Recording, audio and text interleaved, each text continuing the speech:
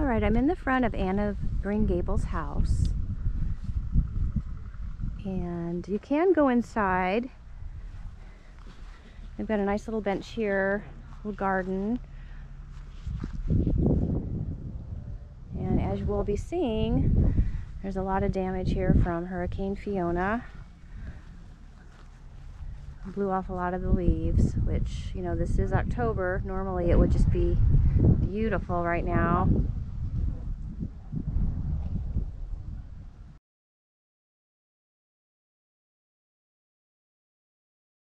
We have the living room here. And this is a quick look at the dining room. Aww.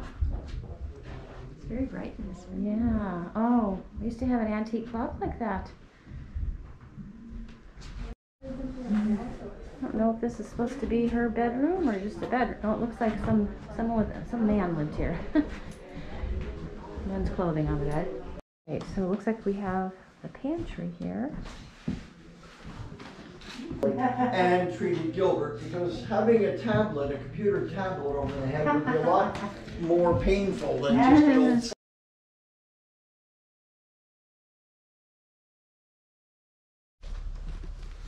All right, starting off in Lover's Lane, they have a nice quote here. This evening I spent in Lover's Lane. How beautiful it was, green and alluring and beckoning. I had been tired and discouraged and sick at heart before I went, and it stole away the heart sickness, giving peace and newness of life. That is from the journals of L.M. Montgomery and the entrance to Lover's Lane. So as you can see here, there's a lot of damage from Hurricane Fiona, and look at those mushrooms. Cool. So this, you know, given that this is October, it would have been so perfect today if the damage from the hurricane wasn't here. You can only imagine the green and yellow and orange colors that would have been here. But that's Mother Nature for you. So we're about to discover renewal. Okay, so now we're on Balsam Hollow Trail, and a sign here that says that when the Prince Edward Island National Park was established in 1937, many of Montgomery's favorite haunts were preserved. So let's go take a look. Here we go. A little sign here on the Acadian Forest, which you can see all the debris here once again from the hurricane, but much of the island's rich, diverse Acadian forest was cut down by early settlers. Only small pockets of the original forest remain. In the woodlands preserved along this trail, you will find many of the trees, wildflowers, and animals seen by L.M. Montgomery in her wanderings. And they have mentioned here the red spruce, red maple, ostrich fern, ruffled grouse, and herb Robert. So we'll look for all those. Wow, you can see all the damage here. So I'm going across this bridge of the creek and see all the trees down here. So sad.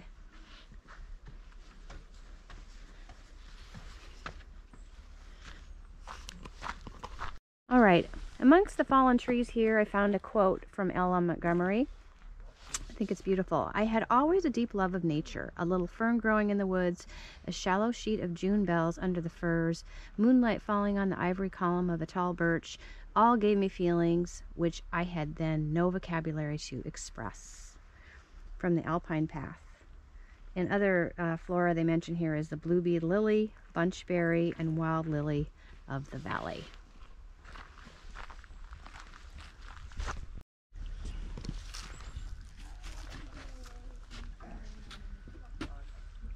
All right, so on the creek here, there's a nice little quote. A brook was laughing to itself in the hollow. Brooks are always in good spirits. They never do anything but laugh. It is infectious to hear them, those gay vagabonds of the valleys. And they mention here, some flora here are spotted touch me not, common blue violet, and brook trout. All right, another nice quote here. I would like to go away on Sunday morning to the heart of some great solemn wood and sit down among the ferns with the only companionship of the trees and the wood winds, and I would stay there for hours alone with nature and my own soul. And they mention here cinnamon fern, evergreen wood fern, and yellow birch. So with the devastation from Hurricane Fiona, it does look like the ferns are some of the few things that are in good shape still, that weren't affected as much, which makes sense.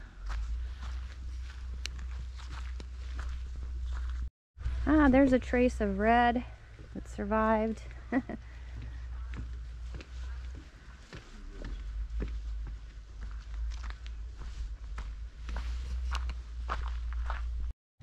Wow, this kind of just gives an overview of being without the leaves. It's so sad. It would be so beautiful. Look at this root that was upended there. Whew.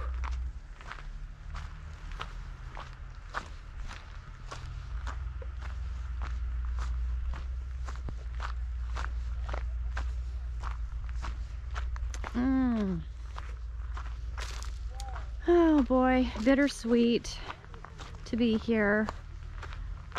There's a little vestige of red.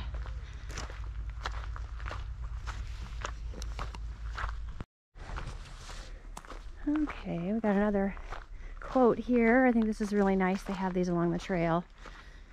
The woods always seem to me to have a delicate, subtle life all their own. In the woods, I like to be alone, for every tree is a true old friend, and every tiptoeing wind a merry comrade. I always feel so utterly and satisfyingly at home. Aww. And how would Lucy Maud Montgomery feel about this today? Our guide was saying that normally they're not affected by hurricanes up here, and that they've had the only 3 hurricanes in their history have been in the last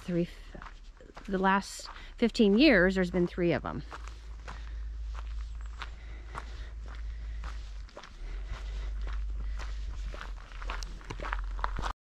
All right, so on this platform here, there's another nice quote from Miss Montgomery, and it reads that it has always seemed to me that amid all the commonplaces of life, I was very near to a kingdom of ideal beauty.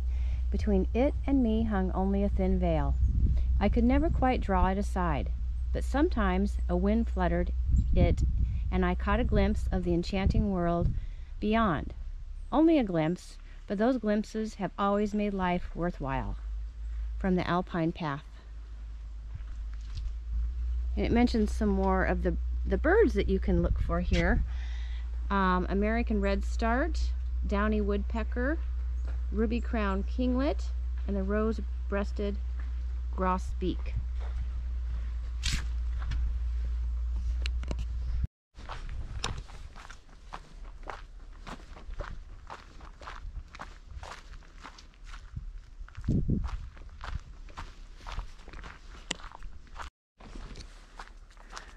Oh my goodness, see those trees slanted there? All right, so we have another nice quote here, and that is, once and again I stray down and listen to the duet of the brook and wind, and watch the sunbeams creeping through the dark boughs, the gossamers glimmering here and there, and the ferns growing up in the shadowy nooks. Oh my God, this woman so humbles me as a writer. She's so good. You know, you can tell she was raised here, and it's in every fiber of her being to express the essence of this location. Just love her. I'm going to have to really read her writing more. She really understood nature. Would love to see what she would write about the aftermath of Hurricane Fiona on her beautiful farm and pathways here.